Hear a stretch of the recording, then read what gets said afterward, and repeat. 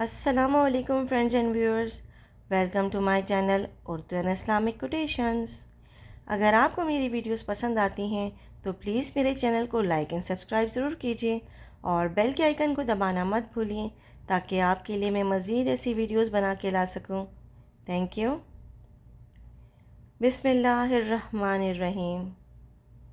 جنگ کربلا، ثانیہ کربلا یا واقعہ کربلا یا کربلا کی جنگ 10 محرم 61 ہجری بمطابق 9 یا 10 اکتوبر 680 کو موجودہ عراق میں کربلا کے مقام پر پیش آیا۔ یہ جنگ نواسۂ رسول حضرت امام حسین ابن علی رضی اللہ تعالیٰ عنہ، ان کے حامیوں اور رشتہ داروں کے ایک چھوٹے سے گروہ حسین ابن علی رضی اللہ تعالیٰ عنہ کے ساتھ 72 ساتھی، کچھ غلام، 22 اہل بیت کے جوان اور خاندان نبوی کی کچھ خواتین و بچے شامل تھے، اور اموی ظالم حکمران یزید اول کی ایک بڑی فوج کے مابین ہوئی، جس کو حسین رضی اللہ تعالیٰ عنہ نے تسلیم کرنے سے انکار کر دیا تھا، جس میں اموی خلیفہ یزید اول کی فوج نے پیغمبر اسلام محمد صلی اللہ علیہ وسلم کے نواسے حسین ابن علی رضی اللہ تعالیٰ عنہ اور ان کے رفقا کو لڑائی میں شہید کیا۔ حرم حسین کے خیموں کو لوٹ لیا گیا اور بالآخر آگ لگا دی گئی۔ عمر بن سعد کی فوج نے کربلا کے صحرا میں مقتولین کی لاشیں چھوڑ دیں۔ بنی اسد کے لوگوں نے لاشوں کو 3 دن بعد دفن کیا۔ واقعہ کربلا کے بعد حسین ابن علی رضی اللہ تعالیٰ عنہ کی فوج سے وابستہ متعدد خواتین اور بچوں کو گرفتار کر کے قید کر دیا گیا۔ بازار اور ہجوم والے مقامات سے گزار کر ان کی توہین کی گئی اور انہیں یزید ابن معاویہ کے دربار شام بھیج دیا گیا تھا۔ جنگ میں شہادت کے بعد حضرت امام حسین رضی اللہ تعالیٰ عنہ کو سید الشہداء کے لقب سے پکارا جاتا ہے۔ محرم کے 10ویں دن حسین ابن علی رضی اللہ تعالیٰ عنہ اور عمر سعد کے لشکروں کا آمنا سامنا تھا۔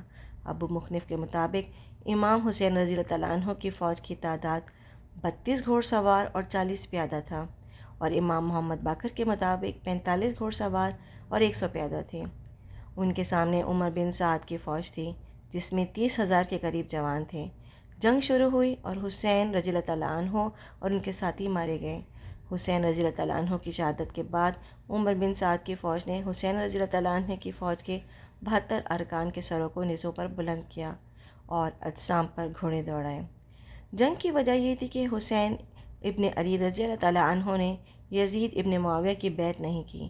حسین ابن علی رضی اللہ تعالیٰ عنہ یزید ابن معاویہ کی حکمرانی کو غیر قانونی، ناجائز اور غیر شرعی سمجھتے تھے، جو حسن مجتبی رضی اللہ تعالیٰ عنہ اور معاویہ ابن ابی سفیان کے درمیان میں صلح معاہدہ کے خلاف یزید اول کو وراثت میں ملی تھی۔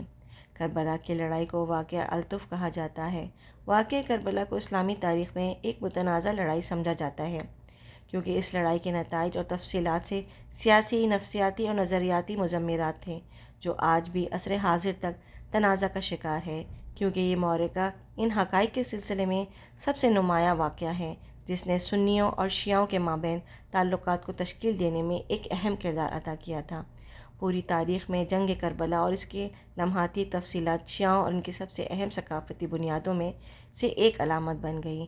محرم 10 عاشورہ، جس دن یہ جنگ ہوئی، شیعوں کے ذریعے مظلوم پر ظالموں کا انقلاب اور اس دن تلوار پر خون کی فتح کی علامت بن گیا۔ اگرچہ اس جنگ کو فوجی نقطہ نظر سے کم اہمیت حاصل تھی، کیونکہ کچھ لوگ اسے حسین رضی اللہ تعالیٰ عنہ کی بغاوت کی ناکام کوشش سمجھتے ہیں، لیکن اس جنگ نے اہم سیاسی، فکری اور مذہبی اثرات چھوڑے۔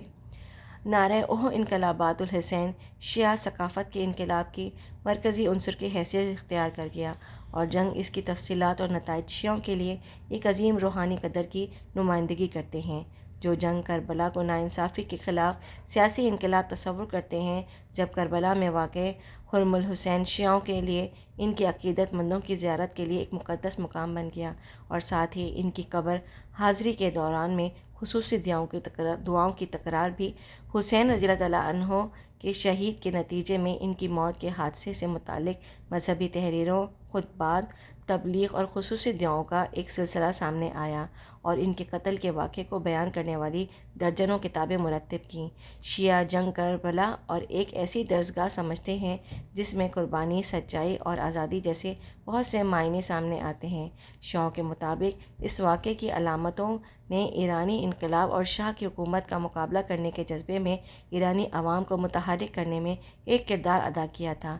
خاص طور پر عاشورہ کے دوران میں تہران اور مختلف ایرانی شہروں میں ہونے والے لاکھوں مظاہروں میں، جس نے سابق شاہ محمد رضا پہلوی کو ایران سے فرار ہونے پر مجبور کیا تھا اور ایران میں شیعہ اسلامی حکومت کے قیام کی راہ ہموار کی تھی۔